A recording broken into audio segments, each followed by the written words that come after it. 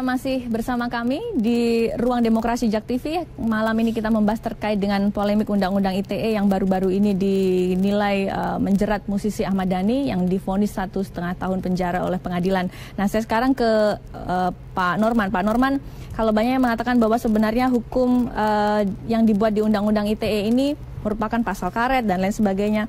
Bagaimana kemudian seseorang bisa berbicara, tapi dia juga bisa menghormati orang-orang lain, perasaan-perasaan orang lain, jadi tidak sesukanya berbicara. Ya, jadi begini ya, kita di Indonesia ini kan negara Pancasila, bahwa Pancasila sebagai sumber hukum dari segala hukum yang berlaku. Nah, tentunya kalau undang-undang IT, undang-undang apapun kalau dia bertentangan dengan Pancasila, ya harus kita hapus. Nah, dalam mengungkapkan pendapat ya boleh-boleh saja. Ya kan, sepanjang di dalam koridor tata nilai. Nah, kalau tidak bisa kita dengan koridor tata nilai, itu yang kena dis. Misalnya, Anda melihat apa yang disampaikan Ahmad Dhani itu sudah sesuai dengan tata nilai atau tidak? Itu hakim yang menilai itu. Itu jaksa yang menilai. Ya, tapi kalau udah jelas mungkin lebih pintar pengacaranya dong. Pasti akan lebih ngomong seperti itu, seperti yang Mbak katakan tadi. Tapi kenapa nggak tembus? Ada sesuatu yang merugikan orang lain, yang merugikan orang banyak, mungkin ya. Saya juga nggak tahu. Nah, akhirnya apa larinya apa? Ketidakadilan. Wah, ini kita ini hanya membela Prabowo kan, begitu kan? Kita ya kan, seolah-olah penguasa itu jahat. Kan begitu, analisanya kan seperti itu, padahal tidak. Pak Jokowi nggak ikut campur gini-ginian. Buktinya aja Ahok aja lah. Itu dekat tuh Ahok tuh sama Pak Jokowi. Nggak ada sedikit pun ikut campur. Jadi biarkanlah itu berjalan hukum. Nah, caranya bagaimana menempuh? Nah, ini Bung Lius. Tempuhlah karena keluarga. Bagaimana jalurnya? Minta sama pakar hukum. Bagaimana jalan keluar yang terbaik? Itu pendapat saya. Oke, baik. Sekarang saya ke Pak Fikar. Pak Fikar, kalau berbicara Undang-Undang ITE banyak yang mengatakan wah ini yang dikhawatirkan pasal karet. Tapi bagaimana kemudian ketika ini kemudian dibilang pasal karet, yang dikhawatirkan nanti di luar orang bisa bicara sesukanya, lalu kemudian batasnya di mana? Oh, sebenarnya jelas batasnya. Ya, kecuali 2 pasal itu tadi, pasal yang lain itu bagus gitu. Ya, mengatur soal orang hacker dan lain sebagainya. Hacker dan sebagainya, kemudian mengambil akun-akun orang dan sebagainya. Itu ini bagus semua kalau yang lain gitu. Kemudian berjudi di internet juga, kemudian melakukan kekerasan atau penipuan itu bagus itu semua. Nah, tapi begitu masuk ke soal ujaran kebencian, itu yang menjadi karet.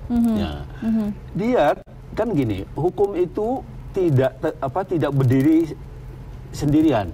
Ya, ada banyak kepentingan lain yang bersama-sama hukum. Artinya bisa dilihat dari bermacam sisi gitu. Betul. Banyak yang mempengaruhi. Hukum itu tidak murni hukum. Bahkan dalam kasus-kasus tertentu, hukum itu persentasenya lebih terlalu kecil gitu ketimbang kepentingan yang lain gitu ya. Nah, yang ingin saya katakan adalah ketika hukumnya bisa ditafsirkan macam-macam, dia tidak hanya bisa menjadi alat menekan pada rejim yang ini, pada rejim yang akan datang juga bisa terjadi seperti itu gitu. Itu soalnya gitu. Karena itu tugas kita sebenarnya bagaimana merubah pasal-pasal yang memang multitafsir ini menjadi jelas gitu. Menjadi jelas siapa yang harus yang menjadi korban siapa, yang menjadi pelaku siapa, apa perbuatannya, itu harus jelas itu gitu. Nah, kalau enggak ya setiap saat ini, setiap tahun politik maksud saya pasal ini menjadi populer. Nggak kebetulan aja tahun politik.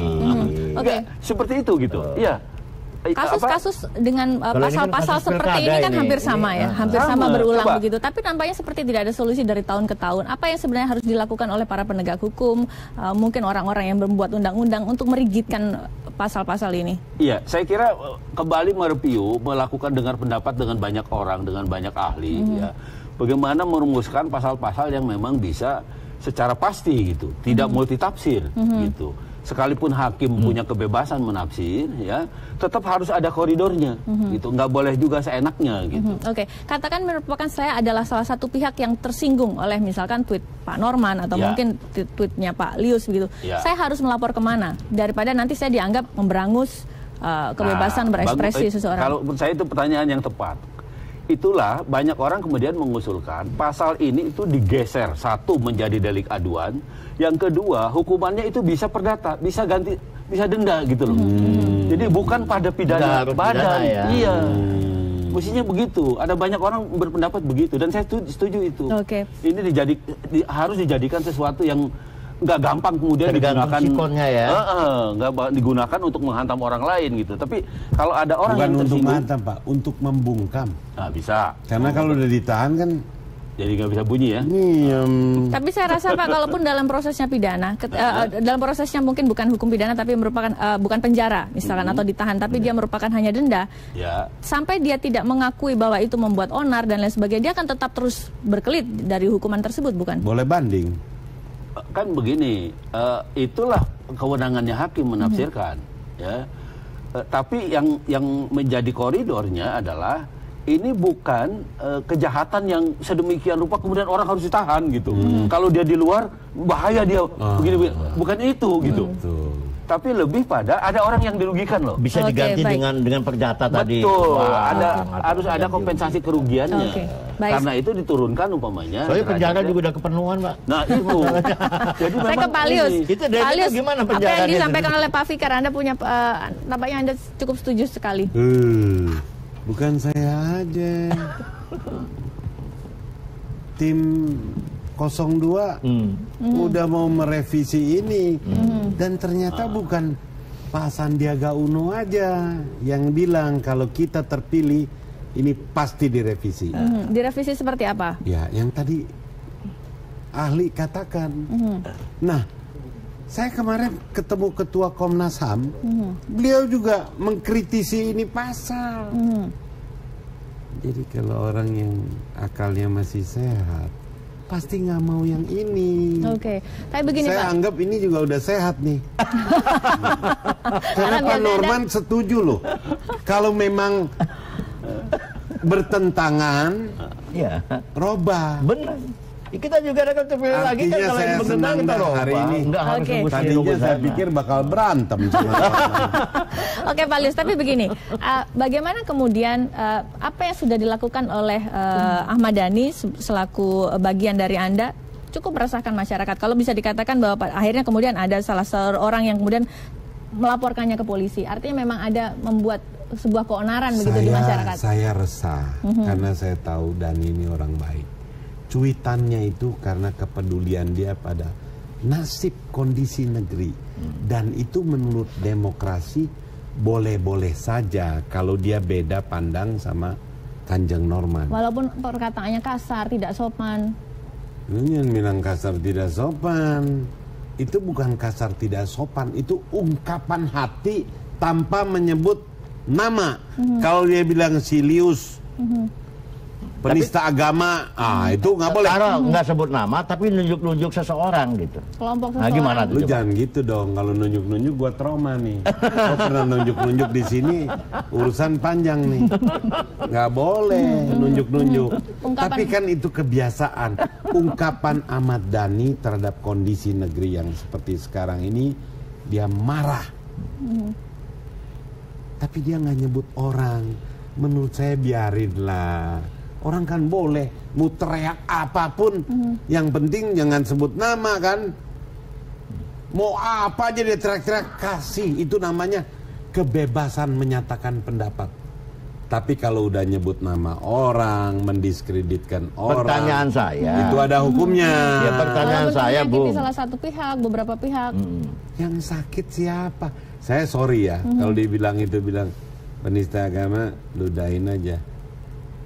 Pendukung penista agama, ludahin aja. Kanjeng Norman juga dibilang pendukung penista agama, dia nggak mau. Dia nggak mau. Karena dia bukan pendukung penista agama. Tapi pada saat itu sudah mengarah ke tokoh tertentu? Dia mendukung Ahok, iya. Sampai hari ini dia nggak berubah. Nah, sekarang saya tanya.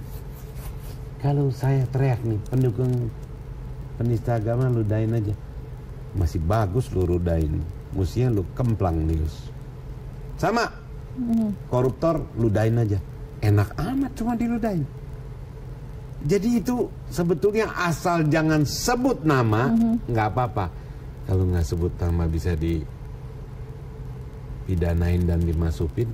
Waduh, itu hongyam tuh. Saya yang khawatir adalah sekarang kemudian akhirnya kuncinya sebut nama atau tidak begitu ya. Tapi tetap oke, tapi nanti ya kita akan jawab lagi di tetap bersama kami saudara di Ruang Demokrasi JAK TV.